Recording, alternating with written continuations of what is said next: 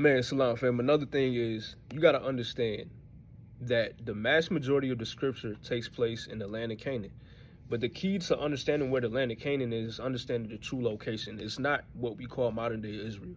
People will argue this, but all you had to do is study the scriptures and you will see that what they call modern day Israel does not match the geographic descriptions that the Bible explains of what it will look like. It doesn't have the animals or the resources or looks anything like the scripture explains that the land of Canaan would look like. And plus, they're saying that this is a small little piece of land, but that's not my point. Our people, for the massive majority of the scriptures, have mixed with Hamitic races, with the Hamites. We're talking about the sons of Ham, the Cushites, the Putites, the Canaanites, and the Mizraim, the Egyptians, right? So if we're mixing with dark races, that whole time, we're going to look all black. So whenever they try to tell you, oh yeah, Israelites are not black, they're Middle Eastern. That's first of all, Middle Eastern is a geopolitical term that they use for government purposes. That's all that means. That's all that means. They try to disconnect Egypt and all of that from Africa, but we know the original Egyptians are all black. The original Arabs are black, what we would call the Ishmaelites, because they're sons of Abraham. That you see what I'm saying? So that's another thing. But let me put it this way.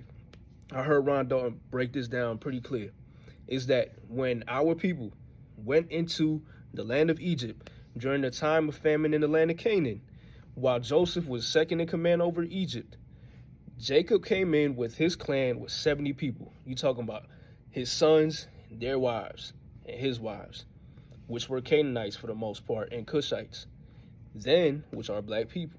Then they came out of Egypt with 1 to 2 million people. Jacob only has one daughter, and that's Dinah.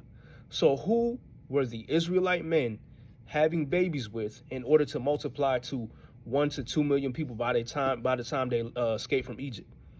They were mixing with the Canaanite woman, the Cushite woman, the Egyptian woman, as the scripture states that we left a mixed multitude because they were having children with them so they can procreate and multiply.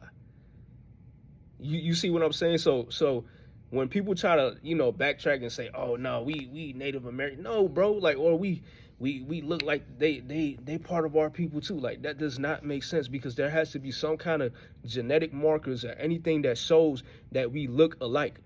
You cannot put me next to a Mexican and say, oh yeah, we the same people. That is not true. That is false information. Read the scriptures. Study what history is really saying. And don't be afraid to look at something that challenges your point of view. That's how we remain humble. Every time I don't have all the answers.